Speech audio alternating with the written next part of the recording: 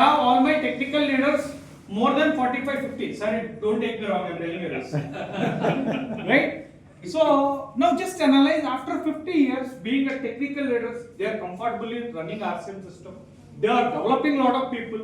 Today they have arranged a meeting to develop RCM organization and to develop themselves. Right? Yes. So money you can get anywhere, but don't work for money. Don't run for money. Just run how to create the wealth. And that wealth, this wealth creation is only possible with a system called RCM. Jai RCM. Jai RCM. Jai RCM. So கைத்தட்டல வந்து புரியுது எல்லாருக்கும் புரிஞ்சிச்சுன்னு but இருந்தாலும் நான் ஒரு சொல்லிடுறேன் சரிங்களா. So sir என்ன சொல்ல வராரு அப்படின்னா இது ரெண்டுக்கும் என்ன வித்தியாசம் அப்படின்றத இப்ப நம்ம பார்த்தோம்.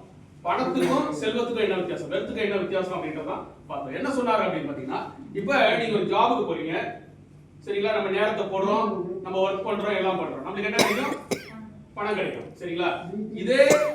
இதே நீங்க வந்து ஒரு மாசம் நீங்க வந்து அந்த ஜாபுக்கு போல பணம் கிடைக்குமா, கிடைக்காது, இமிடியேட்டா ஸ்டாப் ஆயிடும் சரிங்களா. சரி, இது ஒரு விஷயம்.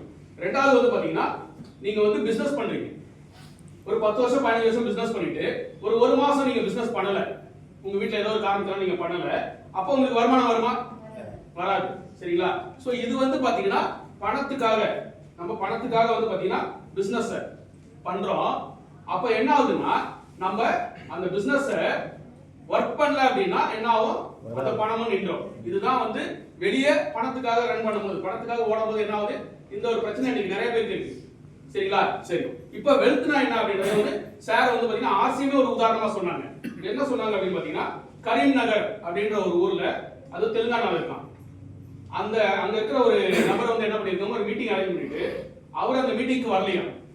அப்ப சார் வந்து விசாரிக்கும் போது என்ன பண்ணிருக்காங்கன்னா அவருக்கு வந்து உடம்பு சரியில்லை அப்படின்னு சொல்லி வரல போட்டுருக்கு. வரலைன்னா இவரு போய் பார்த்துருக்காரு சார். அப்ப பார்க்கும்போது என்ன ஆயிருக்குன்னா அவருக்கு ஒரு பக்கவாதம் வந்து பெட்ல படுத்துருக்காரு. அப்ப கேட்டிருக்காரு ஏன் எப்படி ஆச்சு, எப்போ எவ்வளவு நாள் ஆச்சு, 4 மாசம் ஆச்சு அப்படின்னாங்க. அப்ப 4 மாசம் ஆச்சுன்னா எப்படி உங்களுக்கு வருமானம் என்ன அப்படின்னா, சார் எனக்கு தான் பக்கவாதம் வந்திருக்கு, என் ஐடி வந்து லைவா தான் இருக்கு அப்படின்னு ஆர்சிஎம் ஐடி, ஆர்சிஎம் பிசினஸ்ல அவருடைய ஐடி லைவா இருந்திருக்கு, எனக்கு வருமானத்துல எந்த பிரச்சனையும் இல்ல, நான் பக்கவாதம் வந்து படுத்திருந்தா கூட எனக்கு மாதம் வருமானம் வந்துட்டு இருக்கு ஆர்சிஎம்ல இருக்கு அப்படின்னு சொல்லியிருக்காரு. அதுக்கப்புறம் இன்னொரு உதாரணம், அவருடைய போட்டோ கூட இப்ப காமிச்சாரு உங்களுக்கு. அவர் வந்து ஹூப்ளி கர்நாடகால இருக்காரு. அவர் வந்து பாத்தீங்கன்னா அவருக்கு வந்து ஒரு ஆக்சிடென்ட்ல அவர் வந்து பாத்தீங்கன்னா 3 மாசம் அவர் வந்து எங்கேயுமே நகர முடியாத ஒரு சூழ்நிலையில வீட்லயே வந்து இருந்திருக்காரு. அப்ப அவரும் கேட்கும்போது என்ன பண்ணிருக்காங்கன்னா 3 மாசமா அவருக்கும் பணம் வந்து நிக்கல, ஆனா வீட்டுல இருக்காரு.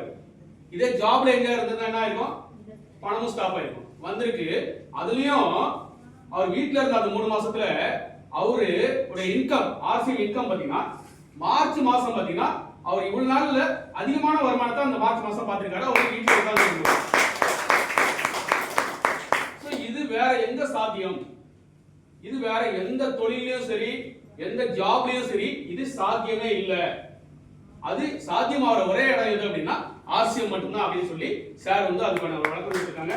எல்லாருக்கும் பெரிய பாராட்டு.